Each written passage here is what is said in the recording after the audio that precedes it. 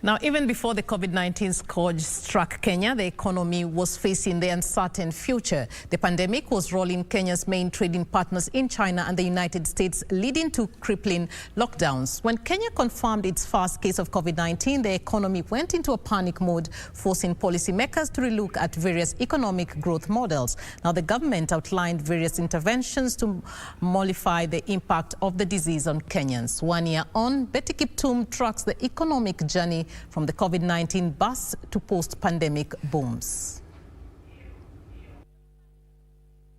Weeks before Kenya confirmed the first case of coronavirus, the economy was already feeling the impact of the virus.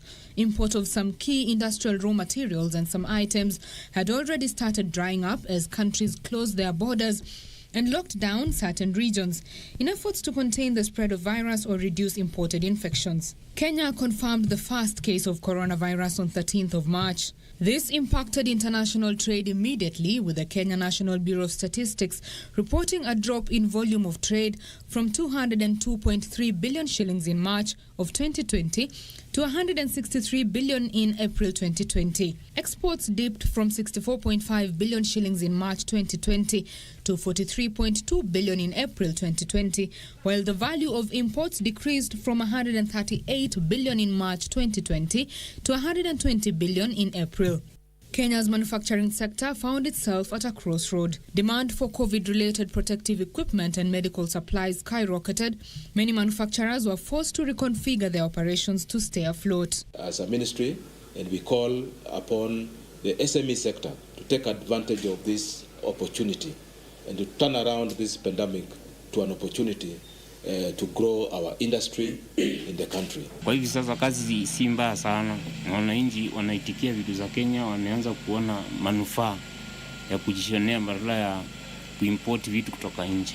This is being produced right here in Kenya, and therefore for all of us, boda riders, boda passengers, matatu passengers, and all of us going into shops, we need to wear our masks outside.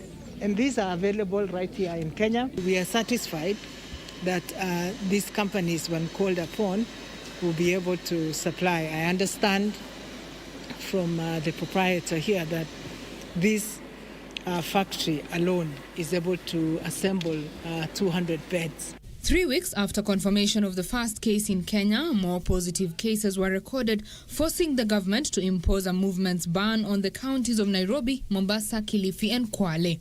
There shall be cessation of all movement by road, rail, or air in and out of A, the Nairobi metropolitan area, and B, the counties of Kilifi, Kwale, and Mombasa. This nearly brought tourism, aviation, and transport to their knees. The restricted travels, coupled with a countrywide curfew, led to a major drop in outputs. Hotels, tour firms, and airlines were among the first to announce job cuts and salary reductions that would later become a norm for businesses in other sectors. KNBS data shows unemployment rates doubled to 10.4% in the second quarter, compared to 5.2% in the first quarter due to the COVID-19 pandemic.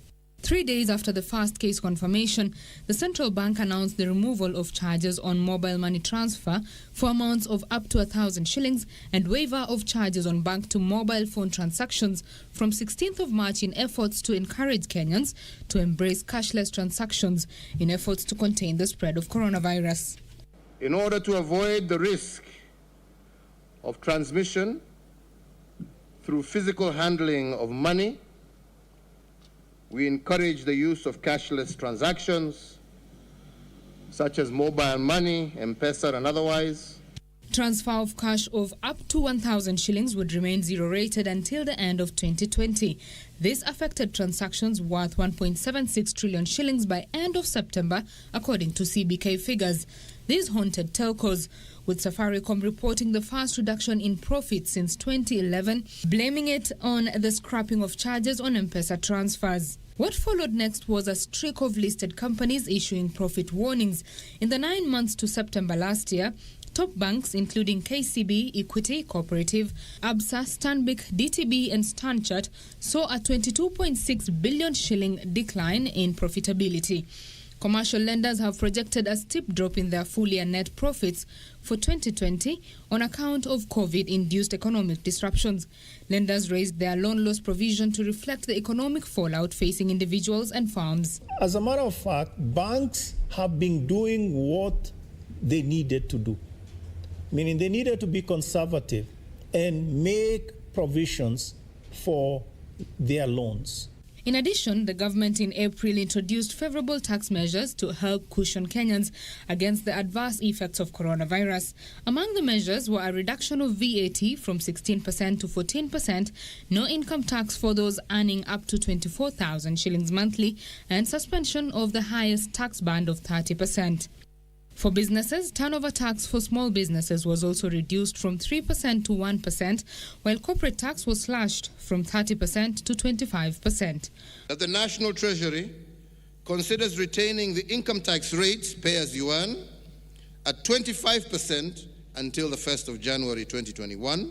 That to continue cushioning our micro, small and medium-sized enterprises, the National Treasury considers maintaining the reduction of the current turnover tax from 3% to 1% for all micro, small and medium-sized enterprises. However, this came at a cost. The Kenya Revenue Authority missed its tax collection target by 186.3 billion shillings between March and November.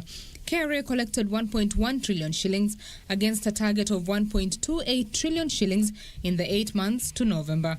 The start of 2021 opened a new chapter for Kenya's economy. Tax measures introduced to cushion Kenyans from the impact of COVID-19 were scrapped. This bolstered tax collection, with Kenya Revenue Authority reporting a positive start to the year.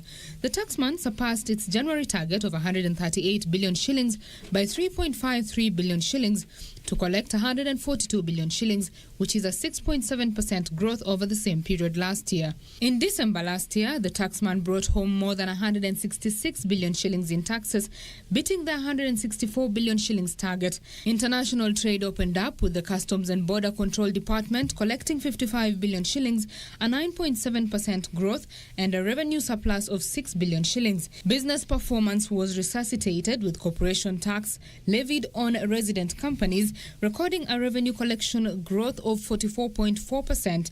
This was a performance rate of 120% against the target, an improvement from December 2020 performance, which stood at 93.5%. Despite the economic and social chaos caused by coronavirus, the economy remained resilient, with Treasury estimating gross domestic product increased 0.6% in 2020.